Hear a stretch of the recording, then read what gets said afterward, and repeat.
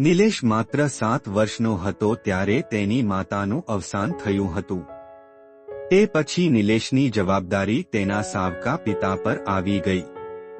તે એક સારો વ્યક્તિ હતો.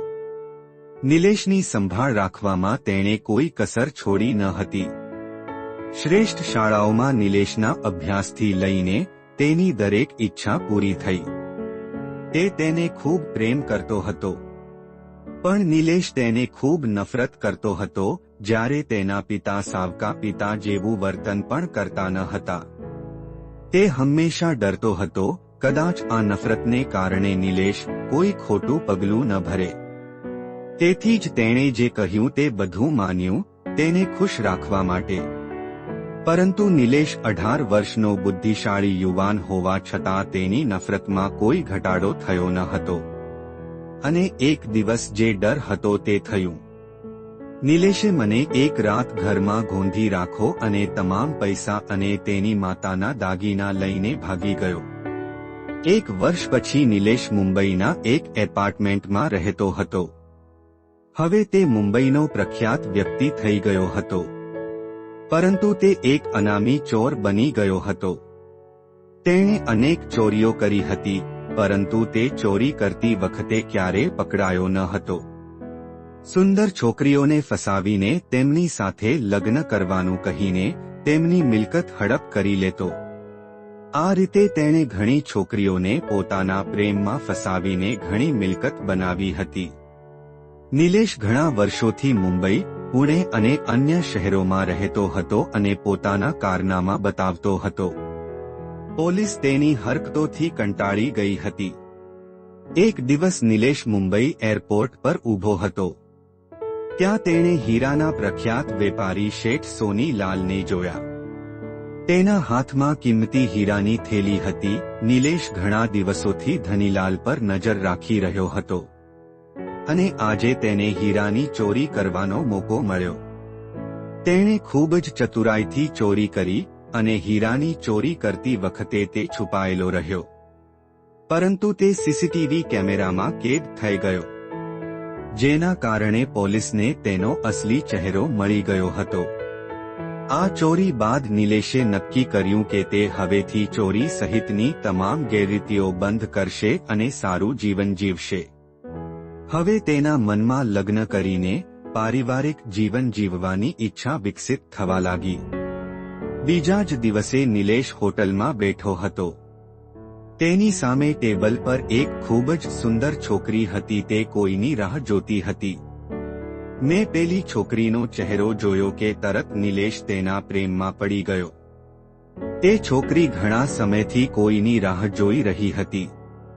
નિલેશ ગભરાઈને પેલી છોકરી પાસે ગયો અને પૂછ્યું કે તમે કોઈની રાહ જોઈ રહ્યા છો?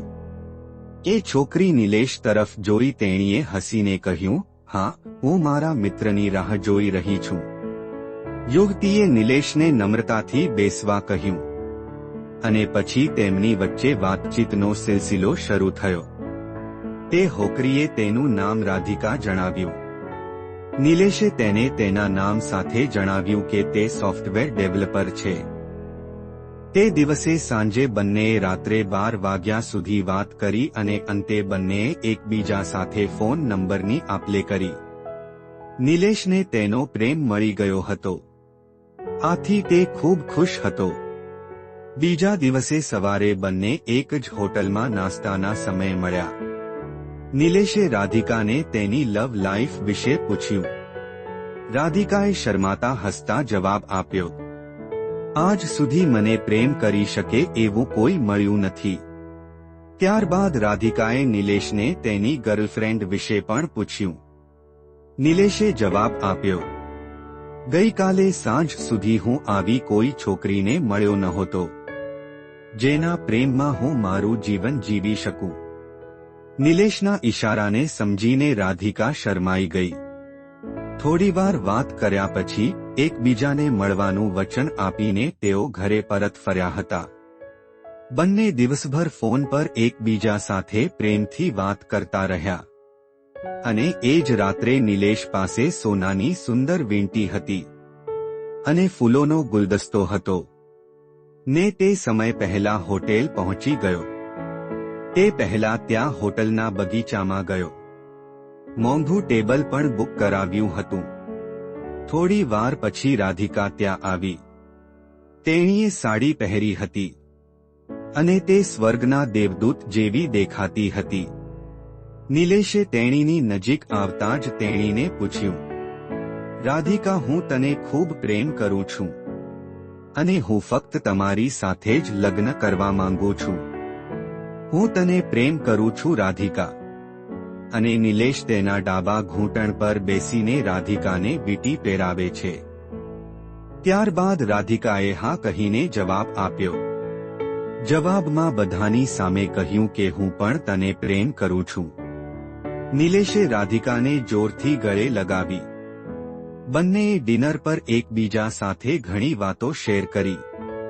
પછીના થોડા દિવસો સુધી રાધિકા અને નિલેશ રોજ ફરવા જતા રહ્યા. જેમ જેમ દિવસો પસાર થઈ રહ્યા હતા તેમ તેમ નિલેશ રાધિકાની સુંદરતાનો દીવાનો થઈ રહ્યો હતો. બંને વચ્ચે નિકટતા વધતી જતી હતી. એક દિવસ બંનેએ લગ્ન કરવાનું નક્કી કર્યું. ત્યારબાદ બંને લગ્ન કરે છે અને પોતાનું જીવન એકબીજા સાથે વ્યતીત કરે છે. તો મિત્રો, તમને આ ક્યુટ અને romantic heart touching love story કેવી લાગી? જો તમને ગમી હોય તો અમારી આ યુટ્યુબ ચેનલને સબસ્ક્રાઇબ કરી લેજો, જેથી કરી આવી અવનવી વાર્તા તમને રોજે મળતી રહે.